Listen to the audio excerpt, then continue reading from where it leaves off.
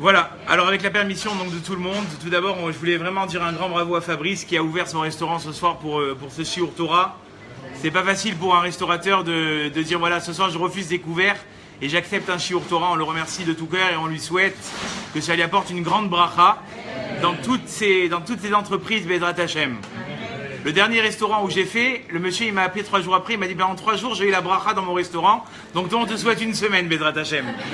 Voilà, alors tout d'abord je voulais dédier ce chiour particulièrement pour la refoua shelema de Yosef Ben Sarah Bijawi, un petit garçon qu'on lui souhaite vraiment Bezrat Hashem, toute la refoua shelema, et à Mavzi Leilou Nishmat Yehoshua Labouz Rachel Yalkuda Bataziza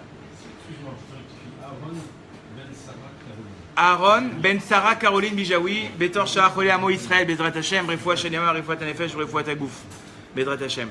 Alors regardez, ce soir on va essayer donc comme ce fameux titre l'a indiqué de parler du dialogue. Vous savez que le dialogue c'est quelque chose qui est très très vaste et l'épreuve périlleuse que je vais essayer de faire ce soir, eh bien c'est de résumer ça en 1 heure pour essayer de comprendre quels sont les tenants et les aboutissants de la valeur du dialogue dans un couple. Tout d'abord, ce qu'il faut savoir, c'est qu'aujourd'hui, toute la société qu'on peut voir autour de nous, il fonctionne avec ce dialogue. Et très souvent, le dialogue, vous savez, c'est un lien, il y a beaucoup de liens dans le couple. Il y a des liens qui nous lient avec notre mari ou notre femme, mais qui ne sont pas tellement importants. Et il y a d'autres liens qui, sans eux, un couple ne peut pas avancer. C'est primordial que ces liens existent. Et c'est pour ça d'ailleurs que l'homme, quand on détermine l'homme, comment est-ce qu'on l'appelle? On l'appelle Médaber. C'est-à-dire qui parle. C'est ça qui va me permettre de correspondre avec la personne. Il y a d'autres liens dans la société qu'on entretient, mais qui ne sont pas tellement importants. Je vais avoir un lien avec mon boucher parce que j'ai un besoin de viande. Donc cette viande, elle va créer un lien avec mon boucher, mais qui ne me rend pas un grand service. Je vais avoir le besoin de voyager, donc je vais créer un lien avec le taxi que je vais prendre. Mais ces liens-là, ce sont des liens qui sont très occasionnels. Là où ça devient plus important, et c'est là où je dis que ça doit être quelque chose de primordial, c'est quand on aborde ce thème du dialogue dans le couple. Et le Rav Wolbe, il dit, quelle est l'importance de la communication? Il dit, c'est tellement important la communication, Mikan achumra araba bemi shemishtamesh bedibour le richouk ve'afrada, que quelqu'un qui utiliserait cette communication pour s'éloigner et se séparer de la personne, alors il fait partie de ceux qui ne reçoivent pas la Shekhinah. Vous savez, il y a 4 personnes, la Torah elle dit, qui ne reçoivent pas la Shekhinah. Tout d'abord ceux qui se moquent, parce qu'encore une fois, ils utilisent cette communication pour la moquerie. Ceux qui vont mentir, là aussi, encore une fois, la communication elle est mise au service du mensonge. Ceux qui vont être hypocrites, ils vont parler, mais en fait c'est pour atteindre juste un but. De même, ceux qui vont raconter de la médisance, alors eux, ils ont la bouche ouverte. Mais est-ce que cette discussion, est-ce que ce dialogue, il a apporté quelque chose? Dira le Rav Wolbe, on a transformé la notion de l'humain en quelque chose de négatif. Parce qu'encore une fois, à travers le dialogue, l'humain, il peut construire des mondes, et ça on le sait très bien, où on peut détruire des vies, que Dieu nous en préserve, ça va jusqu'à là. Si on n'a pas utilisé ce dialogue à bon escient. Et dans le couple, comme je dis, on est très dépendant de ce dialogue. Pourquoi? Tout d'abord, quand je veux obtenir de l'aide de mon conjoint, très souvent, on voit que des conjoints ou des conjointes se sentent incompris. Je ne suis pas compris, et il ne m'écoute pas, et quand j'ai envie de lui dire quelque chose, il ne m'écoute pas. Mais est-ce que tu as déjà exprimé ce besoin d'aide? Très souvent, on a l'impression qu'à travers un non-dit, à travers une tête de 3 mètres de long, le conjoint, il va comprendre, et tout est compris. Pas du tout. Si tu t'es pas exprimé, si tu n'as pas dialogué et exprimé ton besoin, personne ne va t'aider. C'est comme si tu vas chez un docteur, tu te mets devant tu dis, devinez ce que j'ai. Je ne peux pas comprendre ce que tu as. Il faut que tu m'expliques. Il faut que tu me dises quels sont les symptômes. Il faut que tu me dises quelles sont tes sensations. À travers ta façon d'expliquer ta sensation, je vais comprendre ce que tu as besoin.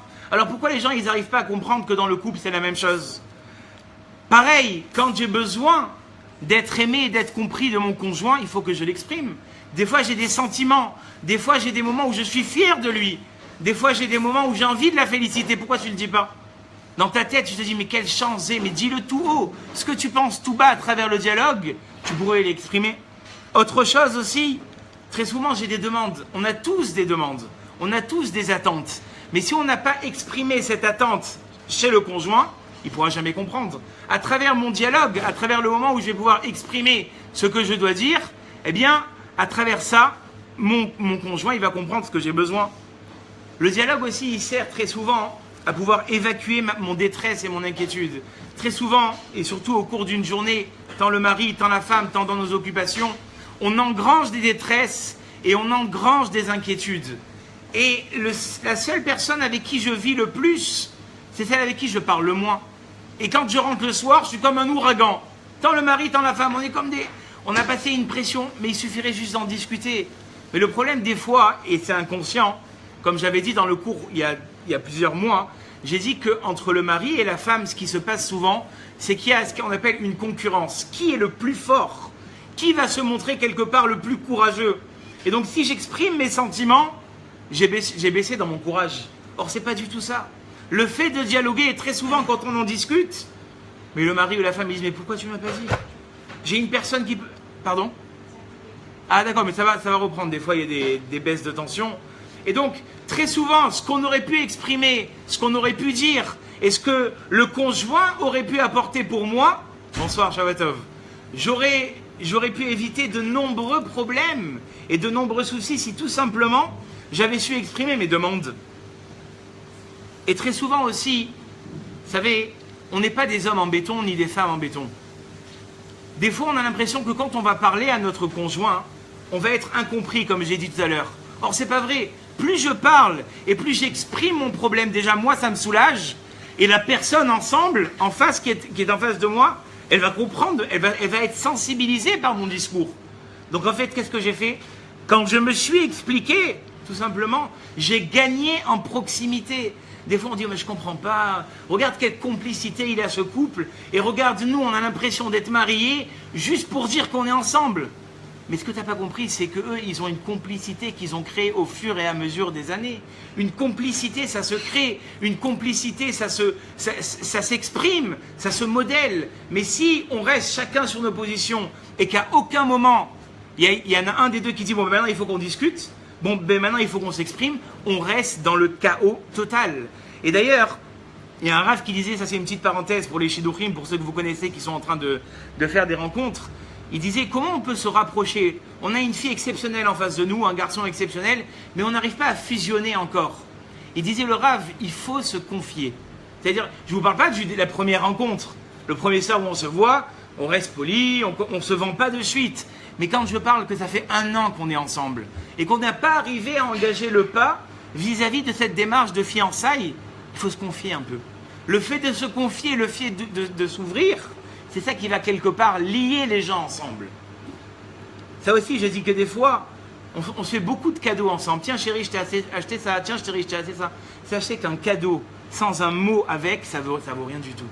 Le mot qui va être, et je peux vous dire, autant pour l'homme, autant peut-être plus pour la femme, mais bon, ce soir, on va pas vendre la mèche, d'accord? Elle va plus garder le mot que le cadeau. Ça peut vous paraître bizarre, mais encore une fois, parce qu'à travers ce mot-là, j'ai exprimé mes sentiments. La bague à 2500 €, elle ne sait pas dire je t'aime, elle ne sait pas dire je t'apprécie. Le voyage de l'autre côté du Brésil, il ne sait pas dire que je tiens à toi et que tu es la seule personne en qui j'ai confiance. Ils ne savent pas parler ces cadeaux. Qu'est-ce qui va faire qu'on va avoir une communication? Qu'est-ce qui va faire qu'on va pouvoir, quelque part, avancer ensemble? C'est le dialogue. Et je vais vous dire, s'il n'y a pas de dialogue, si le dialogue il est absent, c'est le début des problèmes. Parce que que ce soit un homme ou une femme, il voit que le soir, quand il rentre à la maison, d'accord, c'est pas agréable. On n'a pas envie de parler, on n'a pas envie de se confier. Eh bien, on descend, d'accord, et on se dit finalement, est-ce qu'on est fait l'un pour l'autre? Est-ce que quelque part, on ne vit pas ensemble une vie commune, juste pour gérer les factures, juste pour parler des problèmes des gosses à la maison, juste pour savoir comment gérer la banque pour pas qu'elle devienne hostile chaque mois, d'accord? Juste que pour qu'ensemble, on puisse s'occuper des travaux à la maison et qu'on ait une belle baraque. Et après, après rien. Quand on n'a plus rien à gérer, on n'a plus rien à se dire.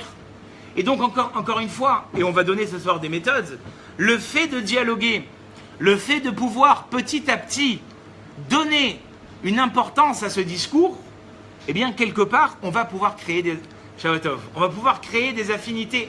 Mais si on n'a pas créé ces affinités en amont, très vite, ce qu'il faut savoir, d'accord, c'est que le couple, il peut s'épuiser. Alors des fois, il y en a qui me disent, mais attendez Rav, on fait que ça. Je fais toute la journée qu'écouter ma femme, mon mari, je suis son bureau de doléances. Mais ça aussi, c'est pas bien. Parce que de quelle manière tu écoutes ton conjoint? Est-ce que quand tu es en train d'écouter ta meilleure série de TV? Est-ce que quand tu es en train de voir ton match, et donc forcément tu es entre le match et le moment où tu es en train de lui parler, entre la réunion familiale où tu as envie de raconter des tonnes de choses à ta mère, d'accord, et ton mari qui a envie de te raconter sa journée? Chérie, on en parlera après. Tu sais quoi, c'est pas le moment. Après, attends, il faut que je parle à lui, il faut que je parle à lui. Mais t'as pas compris, tous ces moments-là d'intimité, faut pas les louper, comme je dis.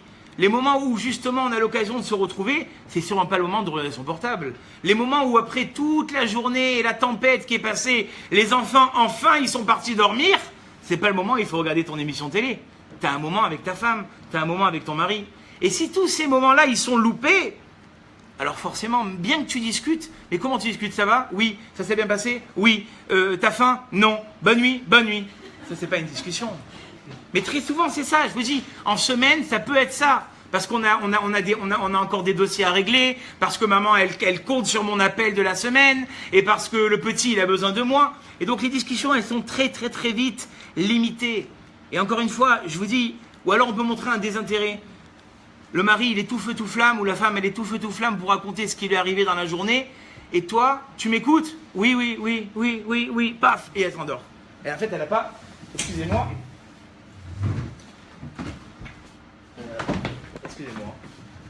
elle n'a pas écouté ce que le mari il avait envie de lui livrer depuis ce matin. Et particulièrement la femme, elle n'a pas pu écouter, ou elle n'a pas pu livrer ce qu'elle avait envie de dire. Et je vais vous dire, le dialogue, c'est quelque part, comme on dit aujourd'hui, si on pourrait dire ça ainsi, la température qu'un homme il va savoir dans la société, est-ce qu'il s'entend bien ou pas. Regardez aujourd'hui, quand deux personnes dans la société, de très bons amis, ils ont eu une histoire ensemble, la première chose qu'ils vont faire pour montrer qu'il y a un problème entre eux, ils vont couper le dialogue. Et il y a des gens, pour des histoires vraiment nulles, pour des choses qu'on aurait pu simplement éviter, pendant des mois et des mois, ils vont interrompre ce dialogue. La meilleure scission dans une communauté, c'est d'interrompre le dialogue.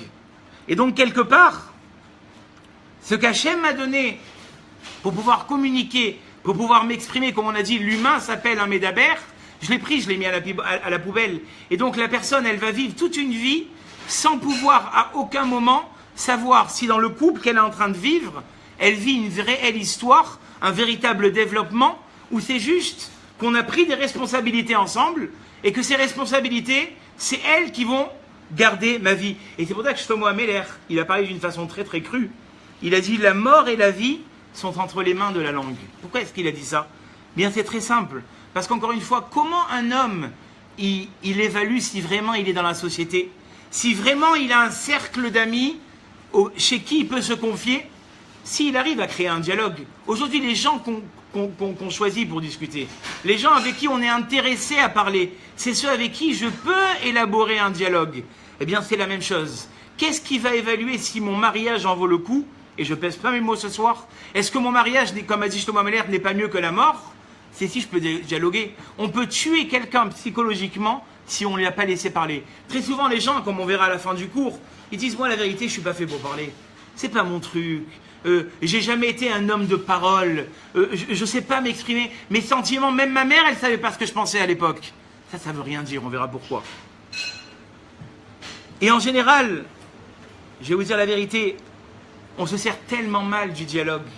Les gens, ils ont l'impression que le dialogue, c'est un accessoire, d'accord, qu'on peut utiliser de temps en temps.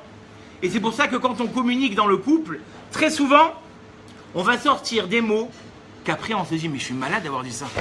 Mais même à mon pire ennemi, j'aurais pas parlé comme ça.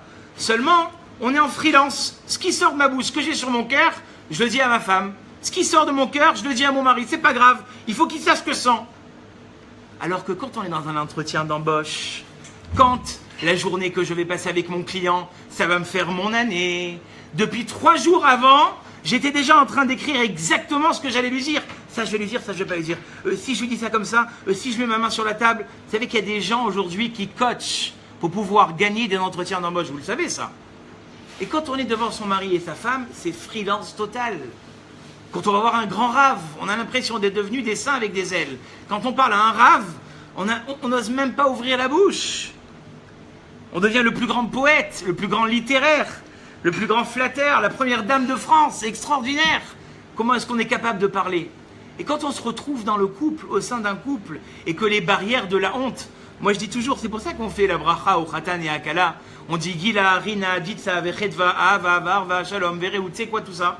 C'est des degrés de satisfaction et de joie qu'un homme doit atteindre dans sa vie, en sachant que Réhout, c'est le plus haut niveau. Donc c'est-à-dire que l'objectif d'un couple, c'est qu'après 50 ans de vie, les gens soient ébahis de les voir. Pas qu'ils s'inquiètent pour eux, mais qu'ils soient contents de les voir ensemble, de voir quel épanouissement, de voir quelle complicité. Ça nous fait plaisir de voir des gens comme ça. Et c'est ça qui est écrit dans la bracha, c'est-à-dire qu'après tant et tant d'années de vie, tu seras le plus épanoui possible. Et si véritablement c'est pas le cas, c'est quelque part que tu as loupé le coche dans quelque chose. Et je vais vous dire, ça va encore beaucoup plus loin que ça.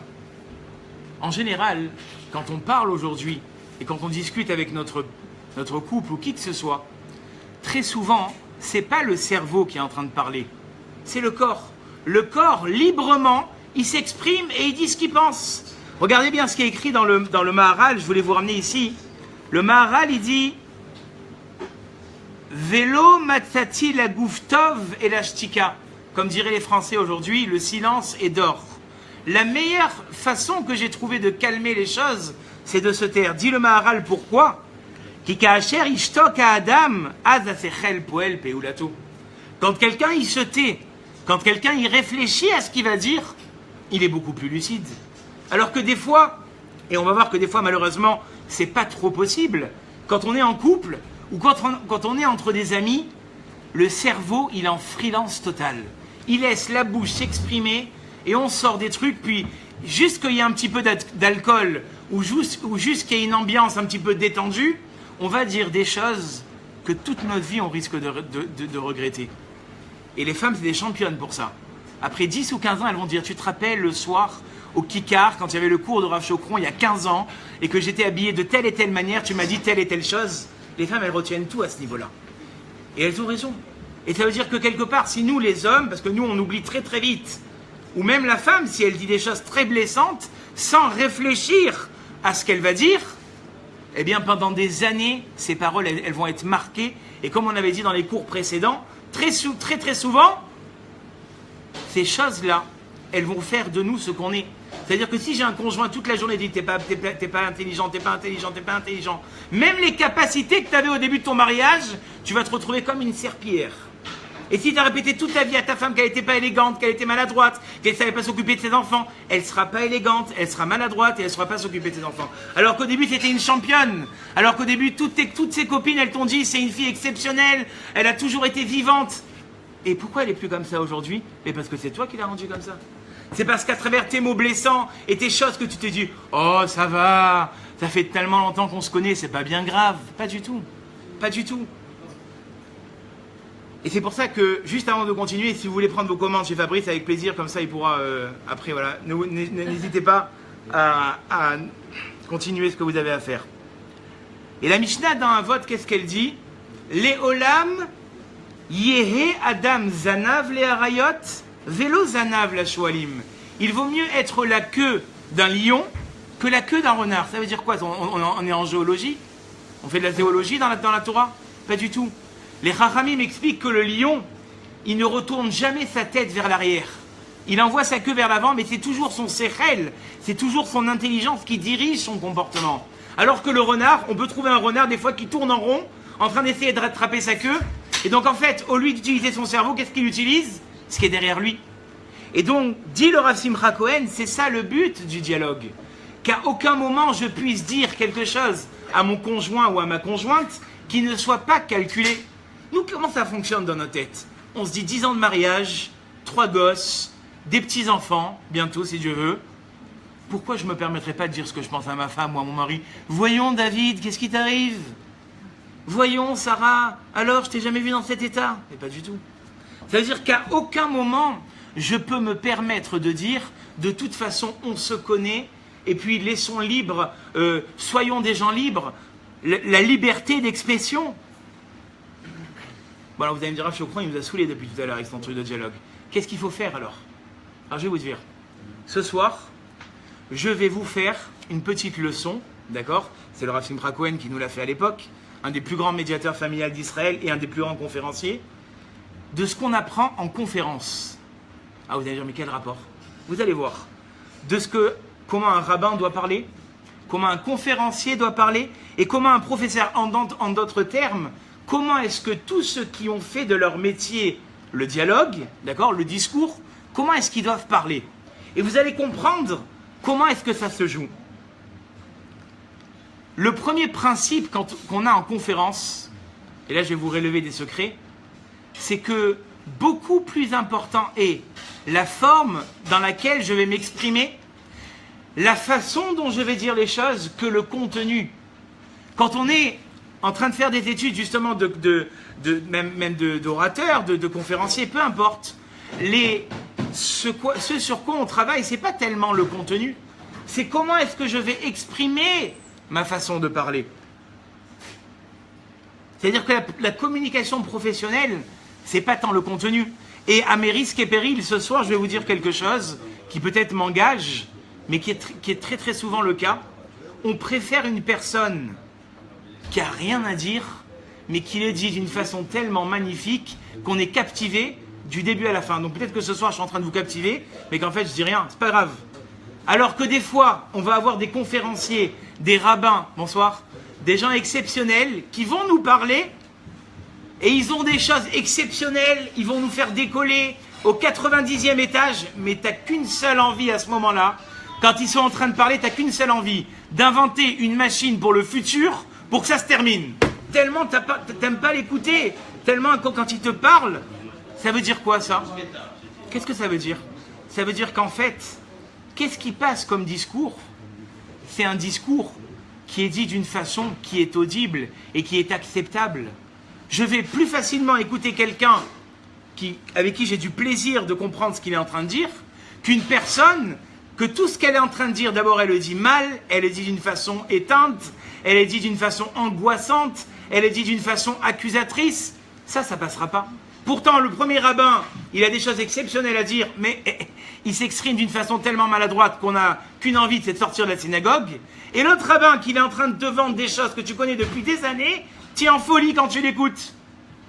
Donc voilà un premier principe. Le premier principe du dialogue, c'est que quand bien même, et on y reviendra tout à l'heure, j'ai envie de faire passer des choses dans mon couple, c'est des choses super importantes, mais je l'ai dit comme, excusez-moi du terme, comme un animal. Je l'ai dit comme un vaurien des rues. Je l'ai dit comme une personne qui jette son sac et qui a aucune finesse. Donc très souvent, qu'est-ce qui va se passer dans un couple? Il y a des malaises, il y a des choses que j'ai envie de faire passer à mon mari ou à ma femme.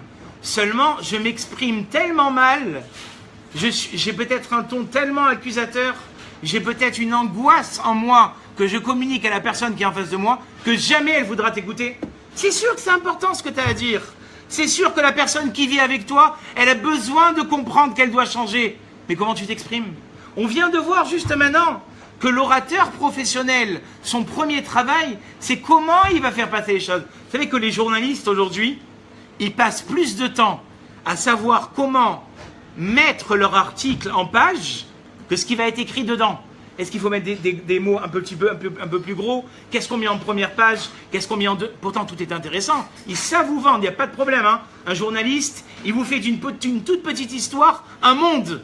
Pourquoi il travaille des heures sur les mises en page? Parce que, encore une fois, le message, il peut être important. Mais si on n'a pas su le faire passer de la façon correcte, la personne qui est en face, elle n'écoutera pas. Deuxième principe de ce soir, qu'on apprend quand on fait des conférences, de quelle manière sont les auditeurs? Et d'ailleurs, je vais vous poser la question, vous êtes tous bien assis ce soir? Oui? Vous n'avez pas faim? Oui. Si, vous avez faim? Vous n'êtes pas fatigué? Pourquoi vous croyez que je demande toutes ces choses-là?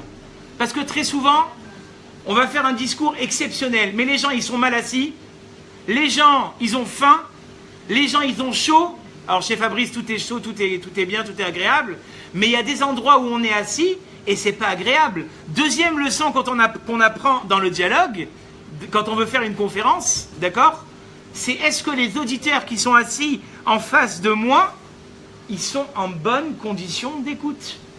Et ça doit être aussi un principe en or. N'attrape jamais, parce que ça, encore une fois, des fois je vous fais des félicitations les femmes, je vous défends, mais des fois je vais être aussi un peu méchant. Les femmes, elles ont cet art. Juste au moment où tu vas sortir chez toi, elles te font une réflexion que toute la journée elle est morte. D'accord? Et on verra pourquoi. Ou juste le soir, tu n'as même pas encore posé ton attaché-caisse, elles te font une pluie de problèmes, une pluie de doléances, une pluie d'histoires, t'en peux plus. Laisse arriver ton mari, laisse-lui mettre ses babouches, donne-lui un verre d'eau fraîche, allume la climatisation, laisse-le respirer, et après, on va commencer à discuter. Or, les gens, ils font exactement l'inverse. Donc, vous voyez que ce principe, que je viens du deuxième principe de la communication qu'on apprend, et ça, on l'a appris. Là, ce soir, je vous vois tous bien assis, vous êtes encore tous souriants, mais il y a un moment où je vais voir où ça a commencé, je vais aller plus vite. Rappelez-vous de la conférence d'il y a 2 semaines, j'avais une pression énorme, parce que je savais ce que vous étiez en train de subir. Je savais, mais d'un autre côté, je me suis dit, je les ai amenés. Si j'avais la possibilité de vous faire partir, je vous aurais fait partir. Parce que c'est terrible de pouvoir écouter. Et je connaissais tous ces principes. Mais le Rav, il m'avait dit autre chose. Il m'avait dit, tu dois être assez bon, j'espère que j'assume, pour que même quand il y a un dérangement extérieur, tu puisses encore parler. Mais ça veut dire énormément, ça. Ça veut dire que quand vous allez décider avec votre mari de parler de choses très importantes, je ne sais pas qu'est-ce qui est important pour vous ce soir, n'attendez pas le moment où il y a tous les gosses, où ça hurle, où les pyjamas ils volent en l'air, où lui il est encore dans son téléphone parce que son boss il appelle et qui lui dit qu'il va falloir revenir. N'attendez pas, attendez que ça se calme, attendez que le moment soit beaucoup plus convivial, Vous savez que votre femme, après que vous lui avez fait la vaisselle, elle est très contente, faites-lui la vaisselle et après vous parlez. Mettez-vous en condition. C'est ça qu'on oublie souvent. Très souvent, on traite de choses tellement importantes dans le couple, mais on les parle à des moments tellement inopportuns qu'on a tout perdu. Est-ce que vous comprenez ce que je dis? Maintenant, troisième principe que dit le Rav Simcha Cohen, et il les met ensemble, et ô combien est-ce qu'ils sont importants. Dit le premier principe de l'orateur, c'est d'aimer ceux avec qui je parle. Il faut aimer les personnes, apprécier les personnes avec qui je parle. Si les gens qui sont en face de vous, c'est des gens que vous ne pouvez pas voir en peinture, jamais le discours que vous ferez, il sera fluide. Donc forcément, la personne qui est en face de vous, elle ne vous écoutera pas. Deuxième principe, quelle tête vous faites? Est-ce que le soir, quand tu rentres chez toi, tu es démoralisé, tu as une tête, on dirait que tu as fait 5 enterrements à la suite? Ou bien, jusqu'à combien est-ce que je suis convaincu de ce que je suis en train de dire? Parce que très souvent, et ça on le répète dans le Chinour, et je vous rabattrai les oreilles encore de nombreuses années, on ne peut pas demander à un enfant de faire quelque chose que vous-même vous ne faites pas, ou que vous-même vous n'êtes pas convaincu avec cette idée. Dit le Rav Simcha Cohen, quand je parle en communauté, ou que je suis un orateur, il faut que moi-même je sois le symbole de ce que je suis en train de parler. Parce que si moi-même, je ne suis pas le symbole de ce que je suis en train de dire, comment voulez-vous que votre conjoint soit convaincu de ce que vous dites? Donc ces 3 principes, ils sont extraordinaires. Tout d'abord, ne jamais avoir de demande ou ne jamais essayer de créer un dialogue après une dispute. D'abord, on va se calmer. D'abord, on va se convaincre qu'on est mariés ensemble, qu'on a des enfants, qu'on s'aime et que c'est le mari, que c'est l'homme de ma vie et que c'est la femme de ma vie. Et une fois qu'on sera convaincu de tout ça et qu'on s'aimera, on pourra ouvrir un dialogue. Et puis toi, tu t'étonnes, mon mari ne veut jamais parler avec moi parce qu'on se dispute. Mais arrête de te disputer, il va vouloir parler avec toi. Ma femme n'accepte jamais de venir s'asseoir à mes côtés. Mais regarde quelle tête t'as quand tu rentres le soir. Même les enfants, ils rentrent dans leur chambre, ils ferment la porte, ils se mettent sous les couettes. Parce qu'ils savent que ça va pleuvoir. Je comprends pas pourquoi est-ce que elle n'a pas encore compris depuis tant d'années que ça me ferait plaisir que le soir elle me demande de mes nouvelles. Mais toi le soir quand tu rentres, qu'est-ce que tu fais? Il faut que ce que tu demandes de ton mari ou de ta femme, toi-même tu sois au niveau de pouvoir le faire. Et pourquoi est-ce que tout ce que je viens de vous dire c'est facile pour un orateur et beaucoup plus difficile pour un couple? Eh bien je vais vous le dire. Parce que quelque part, comme je vous ai dit tout à l'heure, l'orateur, lui, il a besoin de vendre sa conférence. L'orateur, Rav Shokron, ce soir, il a besoin de faire un cours hyper intéressant parce qu'il vous a fait tourner en rond pendant 20 ans. Donc s'il ne dit pas des choses intéressantes, il est mort, d'accord? Le rabbin qui prend sa parole le Shabbat matin, il a intérêt à être convaincant parce que le président, il va lui taper sur les doigts. Donc il y a des intérêts quelque part derrière tout ça. Mais un couple, après 10 ans de mariage, à 23h30, quand il pleut des cordes dehors, et qu'il y a l'émission Marié au premier regard, et que tu es à moitié en train de t'endormir, tu peux prétendre à un dialogue et à quelque chose? Pas du tout. Pas du tout. Parce qu'à ce moment-là, tu n'as qu'une envie, c'est ou de t'endormir, ou savoir si finalement elle a épousé ou elle a divorcé. Donc encore une fois, on ne s'est pas mis en condition. On ne s'est pas mis en condition. Maintenant, je vais vous dire autre chose. Et là, quelque part, ça va peut-être vous choquer parce que ça s'appelle peut-être prendre un parti pour quelqu'un. Mais je vais vous amener quelques preuves à ce que je dis dans les 25 minutes qui restent. Le but du dialogue dans le couple, il est tout à fait différent pour un homme que pour une femme. Pour un homme, c'est très technique.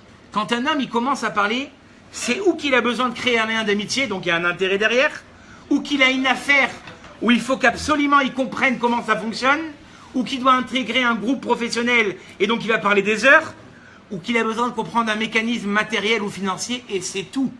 Sinon, ça ne l'intéresse pas du tout de parler, que vous le sachiez les femmes. Un homme n'aime pas parler, et ça c'était les premiers cours qu'on avait fait, que la nature de l'homme, c'est pas un grand parleur. Or, une femme, son seul but dans le dialogue, c'est de pouvoir parler encore et encore et encore et encore. Ça veut dire qu'il y a une grande différence entre un mari et une femme. Pour un mari, parler, c'est juste un moyen d'arriver à un but.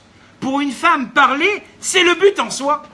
Et vous allez voir combien est-ce que ça change énormément. C'est pour ça qu'une femme, très souvent, elle va dire « Henri ne parle jamais avec moi ». Et le mari de répondre « Pénina, franchement, tu exagères. Il y a 2 minutes, on était en train de parler. Ah bon, de quoi? Mais j'étais en train de te demander où étaient les chaussures du petit. Et j'étais en train de te demander à quelle heure il avait rendez-vous chez l'orthodontiste. » Mais ça, c'est pas une discussion pour le mari. Ça, c'est juste, d'accord, des raisons techniques de pouvoir ouvrir la bouche. Mais c'est pas une discussion. La femme, quelque part, et ça, on le voit très souvent, elle est capable de choisir une copine, t'as rien compris, elle a aucun rapport avec elle. Seulement quoi? Elle est capable de tenir le caquet pendant 1h30, ça, elle adore. Et tu te dis, mais qu'est-ce qu'elle fait, ma femme, avec cette fille? Aucun rapport. Le seul rapport, c'est qu'avec elle, elle peut parler. Elle peut parler des heures. Et elle kiffe. Alors que toi, le soir, ça va? Oui, ça va, tu vas bien? Oui, oui, oui. Tu as faim? Non. T'as envie de divorcer? Oui. Et voilà, des trucs. Ah pardon, excuse-moi, je me suis trompé. Non, vous voyez, le mari, il est très très résumé. Il résume beaucoup ses discours. Alors que la femme, elle, ah, vous allez me dire, mais d'où vous savez ça, Rav Shokron? Les Baalei Moussar, ils disent qu'Akadosh Baruch Hu, écoutez bien ce que je vais vous dire. Il a créé cette fonction chez la femme pour pouvoir obtenir l'épanouissement des enfants. Parce que imaginez-vous, le mari, c'est pas un grand parleur. La femme, c'est pas une grande parleuse. Les enfants, ils vont se développer comment? Ah, vous allez me dire, mais la femme, elle travaille autant que le mari. C'est vrai, mais au bout du compte, après toutes les occupations qu'on a, avec qui les enfants restent un petit peu plus, c'est la femme qui va donner à la possibilité à l'enfant de parler et à l'enfant de l'encourager et à l'enfant d'avoir envie d'en faire encore plus, c'est la maman. Regardez une maman qui habille son bébé. Allez mon chéri, tu rentres la première branche? Bravo mon amour. Allez maintenant tu mets... On est capable les mecs de faire ça après 1 heure. Allez dépêche-toi, sors, rentre. Non. On ne sait pas faire ça, on n'est pas capable les hommes. Et c'est pour ça que la dernière partie du cours, je vais vous demander de ne pas m'en vouloir les maris. Ne croyez pas que je prends la défense des femmes, mais... parce que je viens de dire tout ce que je viens de dire, et parce que c'est une Gemara Mefureshet au bout du compte. Pour les maris qui ont étudié la Gemara de Kiddushin, la Gemara à un moment elle fait un bilan des mesures qu'il y a dans le monde. Écoutez bien ce qu'elle dit la Gemara. La Gemara elle dit dans le monde, il y a 10 mesures de paroles qui sont arrivées dans le monde. Qui en a pris 9? La femme. Et elle court après le 10e pour l'attraper. Non, ça c'est ma blague à moi. Mais je veux dire 9 mesures des 10. C'est la femme qui... La Gemara, elle dit Tisha, Kabin, si vous croyez que j'exagère, Sicha, il y a 10 mesures, excusez-moi, Asara, Kabin, il y a 10 mesures de paroles qui sont arrivées dans le monde. Tisha, Natlou, Anashim, 9 elles ont pris les femmes. Et comme on a dit tout à l'heure, heureusement que c'est comme ça. Aujourd'hui, les Baalei Chinour, et c'est ce que dit le Rav Simcha Cohen, on s'est rendu compte d'une seule chose. Qui sont les enfants les plus, comment dirais-je, les plus épanouis? Qui sont les enfants qui en classe, c'est des fusées, que tu n'as même pas besoin de leur donner la feuille du contrôle, qu'ils ont tout terminé? C'est pas les enfants qui sortent des grandes familles importantes, riches, pas du tout, pas du tout, pas du tout. Et moi qui ai cette place, comme je le dis très souvent, de professeur, je peux vous le confirmer, c'est les familles où il y a un dialogue extraordinaire entre le mari et la femme. Si les parents, ils sont épanouis, si les parents, on dirait pas un mari et une femme, on dirait une frère et une sœur. À la limite, vous êtes frère et sœur, vous? Non, non, on est mari et femme. Ah bon, d'accord. C'est extraordinaire de voir comment vous parlez, quelle complicité vous avez ensemble, quelle joie de vivre. Mais comment vous faites? Qu'est-ce que vous faites comme cadeau? Non, non, pas forcément des cadeaux. Mais par contre, qu'est-ce qu'ils parlent? Mon Dieu, qu'est-ce qu'ils parlent? Tu les vois le Shabbat parler ensemble, on dirait qu'ils viennent de sortir du Shabbat Ratan. Tu vois le mari attendre la femme à 5 heures devant l'école, on dirait qu'il va voir sa fiancée. Mais tout ça, ça s'est travaillé. Eh bien, qu'est-ce qui va sortir de ces enfants? Des bombes atomiques. Et ne me dites pas que c'est pas vrai, parce que ça fait presque 10 ans, 8 ans que j'enseigne, et je peux vous dire que année après année, je vois des enfants en difficulté, j'interroge, on me dit que ça va mal dans le couple. Alors certes, après, il y a des exceptions. On va pas en faire une règle pour ce soir. Mais je dis que très souvent, les parents, dans la façon dont ils s'expriment, les parents, dans la façon dont ils dialoguent, c'est ça qui va épanouir et ouvrir l'enfant. Voilà pourquoi est-ce que je dis que très souvent, comment on sait si dans un shidour ça marche?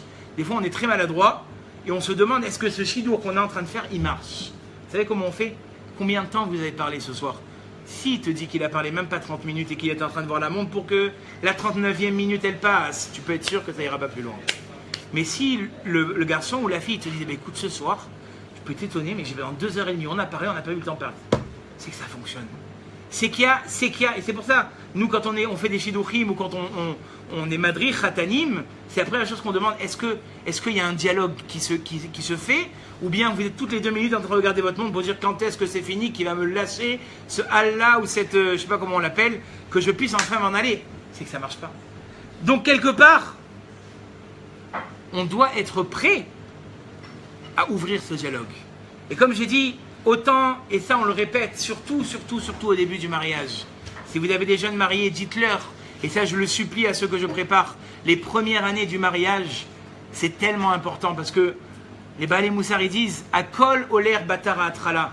Si la première année de ton mariage, tu as créé des occasions de dialogue, tu n'étais pas en train de faire une liste, ce Shabbat chez papa et maman, ce Shabbat prochain chez beau papa et beau maman, Shabbat prochain chez David, Shabbat... Non, il y a des moments, surtout au début, où on doit faire les Shabbats à la maison, où on doit créer ces moments d'intimité. Ouais, mais j'ai des copains et tout, il faut que je leur montre la baraque et tout. Tu auras tout ton temps de leur montrer la baraque. Construisez-vous ensemble. Ouais, mais c'est sympa, papa et maman, ils nous ont invités. Laisse papa et maman, eux, ils sont mariés, ils ont des enfants, ils ont marié leurs enfants. Laisse-les, vous avez besoin de vous construire. Vous avez besoin de créer un dialogue. Vous avez besoin de pouvoir limiter les invitations. Oh, je crois quand même, il est hostile, hein. Mais je vous dis non.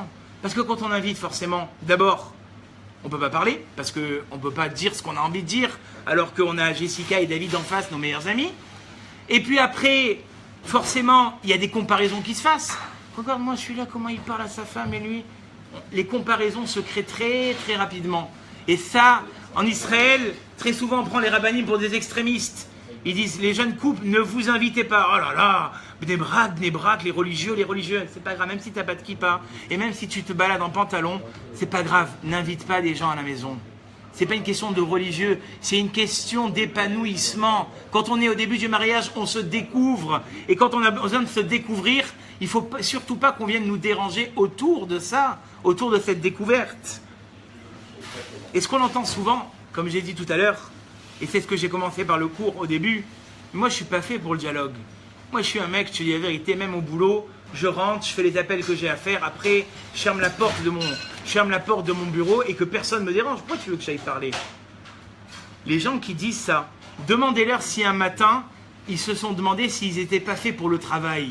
Ah, ça, il ne se pose pas de questions. Hein. À 7h du matin, il rentre sous la douche, et un petit coup de filine, et hop, c'est part travailler. Tu sois fatigué, que tu aies de la fièvre, la même vitalité et la même importance que tu considères que tu dois nourrir ta famille, eh bien, tu dois nourrir ton couple de dialogue. C'est la même importance. Je vous le garantis. Ce qui peut préserver la vitalité, ce qui peut préserver la fraîcheur d'un couple, cette fraîcheur où on est encore en train d'en rêver des premiers moments qu'on a passés avec notre mari ou notre femme, comment on va pouvoir les recréer? Comment on va pouvoir donner la possibilité à renouveler ce qui était au début? C'est que par le dialogue. C'est que par les... Parce que quand je dialogue, comme j'ai dit tout à l'heure, j'exprime mes soucis. Quand je dialogue, j'exprime ce que j'ai envie que la personne qui est en face de moi, elle comprenne. Parce que très souvent, la femme, elle ne savait pas que le mari, ça lui faisait tellement de la peine que le soir, elle ne le regarde même pas. Le mari, il n'a pas compris que le soir, il fallait qu'il éteigne son téléphone et que sa femme, elle en souffrait autant. Alors que quand on discute, alors que quand on a commencé, chacun, et je vous promets, très souvent, il y a des choses que, entre le mari et la femme, ça passe pas. Ça passe pas. Ouvrez un peu votre cœur, exprimez comme si c'était votre père. Ou comme si ah mais c'est pas mon père, c'est pas ma mère. Il faut que je montre que je suis quelqu'un de fort. Pas du tout, pas du tout. Des fois, on doit se montrer un peu vulnérable. Quelque part, des fois, ce que tu as perdu dans ta vulnérabilité, tu l'as gagné dans l'épanouissement de ton couple.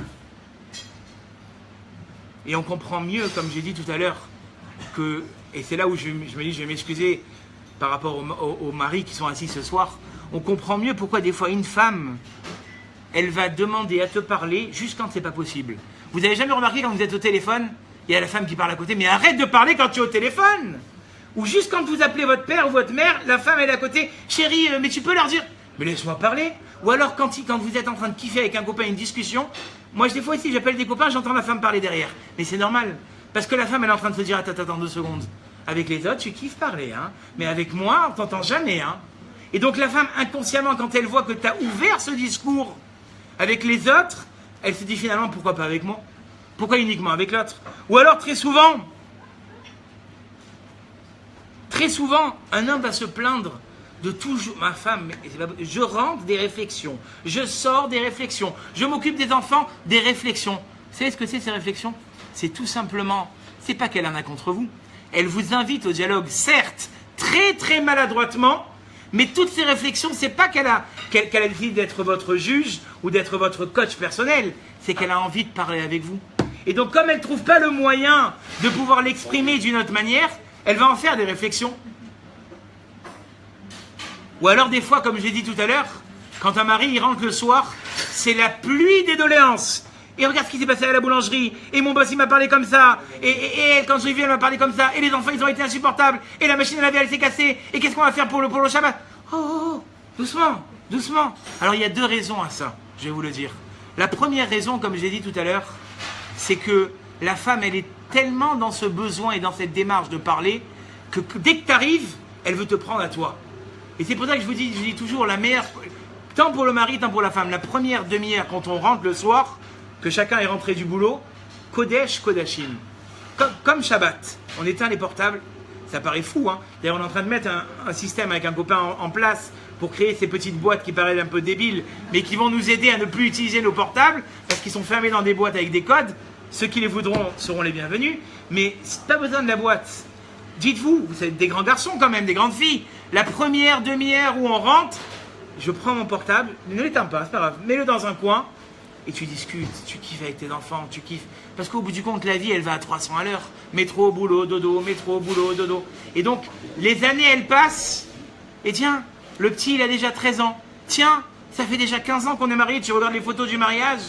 On regardait les photos de notre mariage avec ma femme ce Shabbat. On s'est dit, mais c'est pas possible, ça va trop vite.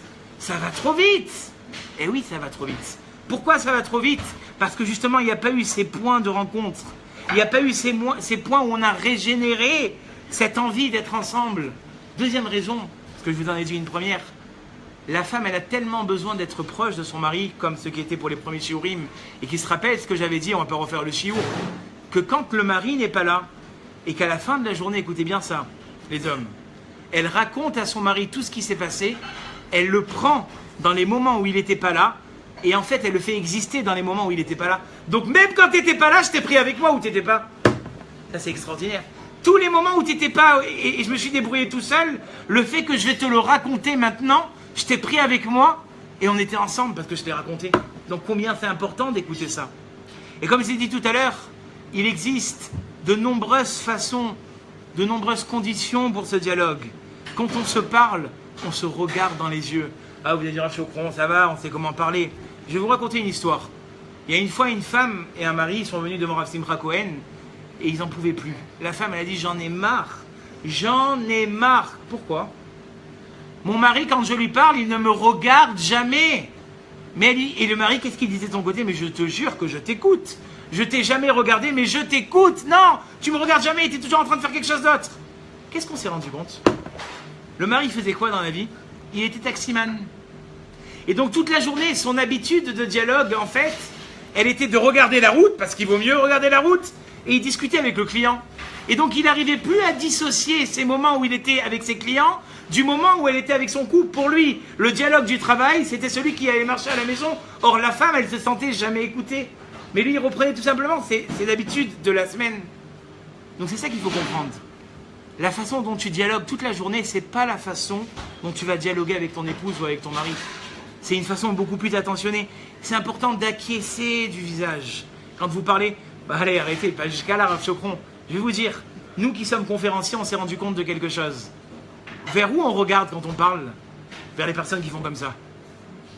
Et je vous promets, et Rav Simcha Cohen, ça fait 30 ans qu'il a l'expérience de la conversation. Il a dit que toute sa vie, il s'est rendu compte. Vers où il regardait? Vers les gens qui lui font comme ça. Vous êtes des abrutis. Oui. Là, vous avez compris, ça veut dire que inconsciemment, l'orateur, d'accord, il est plus tenté à regarder quelqu'un qui lui fait comme ça, ou comme ça, qu'une autre personne. Il a dit, le Rav Simcha Cohen, c'est la même chose. Vous êtes en discussion avec votre mari ou votre femme, faites comme ça. Acquiescez, vous ne savez pas quel bien ce geste du visage, négatif ou positif, il envoie comme idée, je t'écoute, je suis avec toi, je ne suis pas du tout d'accord, mais je t'écoute. Et ça fait un bien fou. Alors que là, t'es... Ouais, qu'est-ce que tu dis? Ouais. Et donc là, on a l'impression que rien ne marche. Autre chose aussi, comme j'ai dit tout à l'heure, surtout aux femmes, laissez vos maris s'installer. Et aussi aux hommes et aux femmes, on ne fait pas de réflexion ou d'attente quand on sort et quand on rentre. Très souvent, c'est ça. Au pile poil, au moment où tu vas sortir le matin, balaboum, ça fracasse. Et tu passes une journée de zut, parce que toute la journée, surtout les femmes, elles t'attendent de pied, ferme-toi, t'as passé ta journée, t'as oublié. Mais tu ne saurais pas comment t'es sorti ce matin. On aurait dit un lion en cage, du zoo de la flèche qui sortait. D'accord? Et le soir, tout pimpant, tout vient, tu reviens, ma chérie, qu'est-ce qu'il y a à manger? Tiens, qu'est-ce qu'il y a à manger? Et elle claque la porte et elle s'en va. Donc quand on a des choses à faire, quand on a des choses à résoudre, on ne les résout jamais ni à la sortie, ni à la rentrée.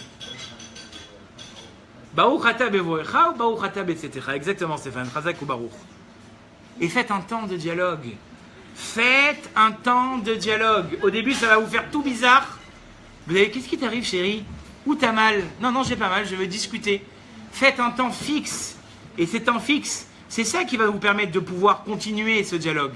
S'il y a un temps fixe, s'il y a un moment où justement quand on parle ensemble, c'est le moment et il n'y a rien, comme je vous ai dit, le moment extraordinaire, de toute façon, c'est la première demi-heure. De toute façon, en général, le repas, il n'est pas prêt. Je vais me faire recevoir des tomates, parce que les femmes, elles vont nous dire que depuis le matin, elles ont préparé le repas avant de partir au travail. Bon, de toute façon, vous êtes fatigués pour pouvoir faire quoi que ce soit. Profitez de... C'est quoi une demi-heure, Ribono Shel Olam? De 7h à 7h30. Comment ça va, ma chérie? Qu'est-ce qui s'est passé? Même si au début, ça va paraître hypocrite, même si au début, ça va paraître un petit peu pas nous-mêmes, mais on va très, très vite s'habituer à ça. On va très, très vite avoir envie de pouvoir continuer.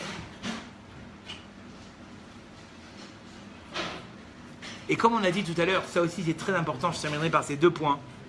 Laissez le conjoint se confier.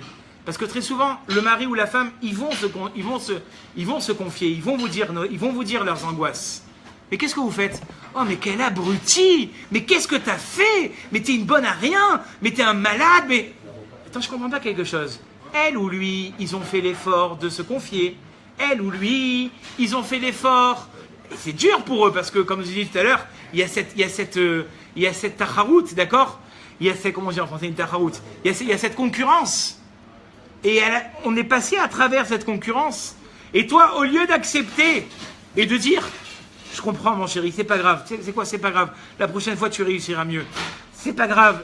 T'as cassé le vase à 1500 €, c'est pas grave. D'accord? Et on va prendre la personne qui est en train de se confier et l'accepter dans ce qu'elle est en train de dire. Et enfin, d'accord? Comprendre que très souvent, je terminerai par ça, ce qui est important pour toi, d'accord? Ce qui n'est pas important pour toi est souvent très important pour ton conjoint. On vient pas de la même famille. On n'a pas réussi la même éducation. Et très souvent, les angoisses que toi tu as dans ta vie, c'est pas les angoisses que ton conjoint il a dans sa vie. Et donc si pour lui il te dit que ça lui fait mal, si pour lui il te dit qu'il en a envie d'en parler, ne dénigre pas ça. Parce que quand tu auras ouvert la discussion, quand tu auras laissé le sentiment à la personne de pouvoir se dire « je peux me confier », finalement ton mari ou ta femme, ça deviendra le meilleur confident que tu puisses avoir. Mais si à chaque fois qu'il y a eu un effort des deux côtés, c'est parti en cacahuète, comme on dit aujourd'hui, et c'est parti en cri, et c'est parti en souffrance, à aucun moment, d'accord, la personne elle aura envie de discuter. Et qu'est-ce qui se passe? On va aller chercher l'attention ailleurs. Je ne vais pas vous faire peur. Mais si un conjoint, l'un ou l'autre, il voit que, je ne parle pas de une fois, deux fois, je parle de 10, 15, 20 ans. Après, ne t'étonne pas que tu te retrouves devant un rave en train de te demander qu'est-ce qu'on fait. Parce que tu as tellement entretenu un climat d'inconfiance, tu as tellement entretenu un climat d'incompréhension qu'après c'est très dur. Et on arrive dans la deuxième partie où finalement on se dit, est-ce que finalement j'ai pas fait une erreur? Donc ce que je vous souhaite ce soir, Bezrat Hashem, c'est que vous puissiez en permanence entretenir ce dialogue. Qu'en permanence, vous ayez, comment dire ça, le plaisir de vous retrouver, le plaisir de pouvoir discuter pour le meilleur et pour le pire, parce que des fois on discute et c'est pas pour ce qu'on a envie d'entendre, mais que quand on parle ensemble et qu'on a ouvert ce dialogue, eh bien on a gagné beaucoup de choses. C'est ce que je vous souhaite ce soir, Bezrat Hashem. Voilà.